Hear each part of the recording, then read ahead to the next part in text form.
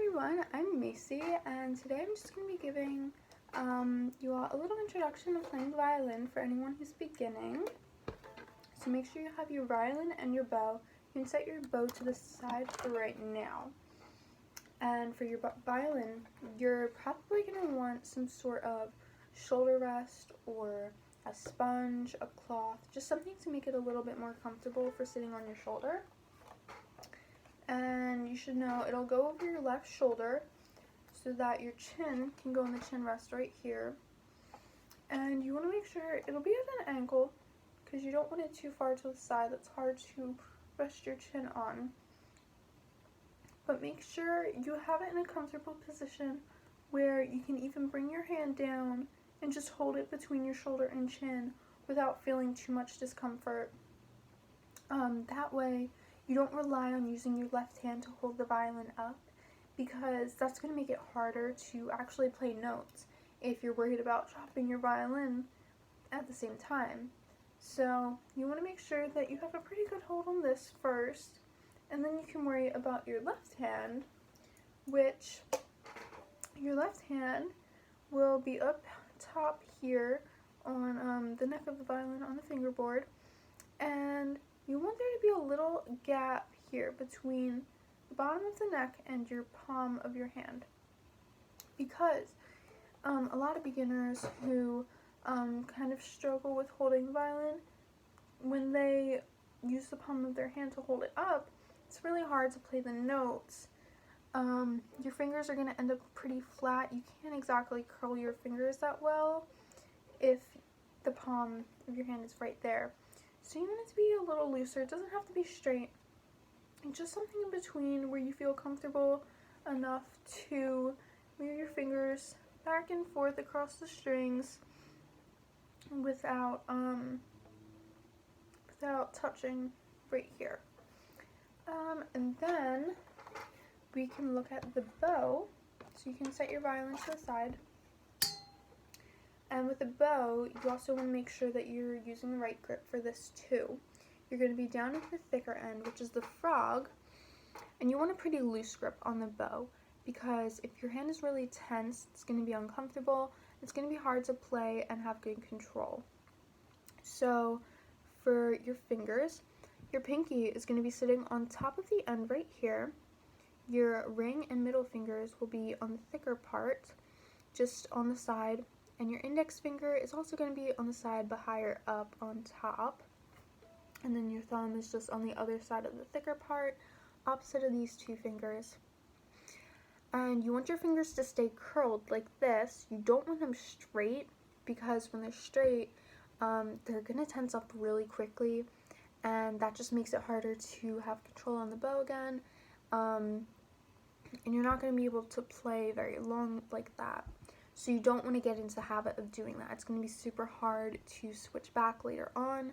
So you really want to practice holding it right like this. And your fingers are also going to be sort of slanted towards the tip of the bow. That way it's easier to move, because you'll be moving side to side. If your fingers are straight up, it's a little harder to move your wrist that way.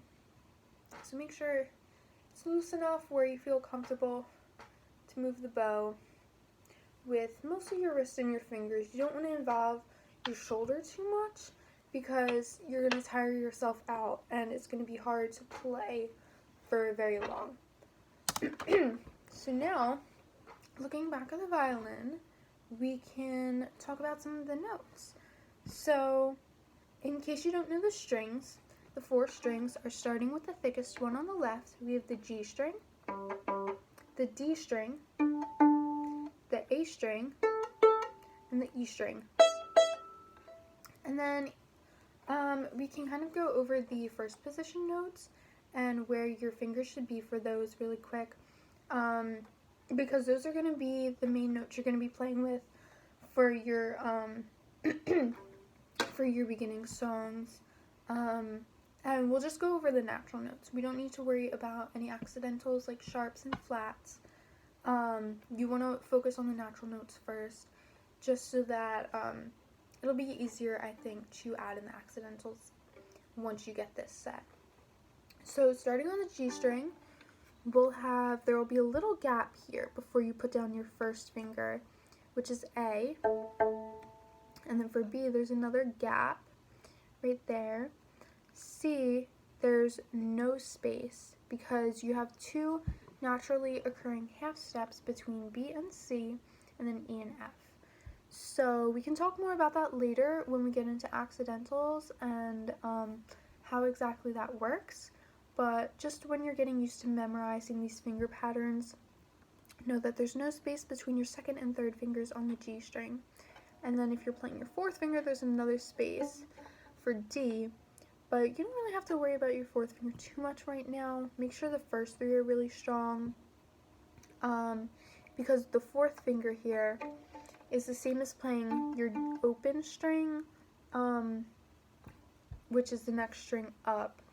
So you can just play that if you have to. And then next we're on to the D string. Your first finger is in the same spot as on the A string, on the G string when you're playing A. So you have E on the D string, first finger, and then you have the other naturally occurring half step, F, right next to E, and then there's space for G, and then either fourth finger A or open A, and then first finger B, it's in the same spot. Your C, second finger, it's in the same spot as the D. Now there's space for your, it's in the same spot on the D string, and then you're playing the note G. Another step for E, and then you're onto the open E string. And here's a little bit different. So as you might have noticed for the D and A strings, the finger pattern is the same in first position, where your first finger's here, your second finger, there's no space, space for your third, space for your fourth. So that's a really good pattern to get used to for your A and D strings. And then your E string is a little bit different. So because there's no space in between E and F, when you're playing, your first finger F is not going to be in the same spot as on the other strings. It's going to be back. It's going to be at the very top right here for F natural. And then G, there's a space, and then A, another space, and then B would be another space, but we don't have to worry about that right now. So the main patterns to remember, again, on the G string, you have 1 space for 2, no space for 3. D, you have 1, no space for 2, space for 3. A, 1, no space for 2, space for 3. E, F is at the top, space for 2, space for 3. So really get used to those patterns, practice those, and again, remember, those are the natural notes.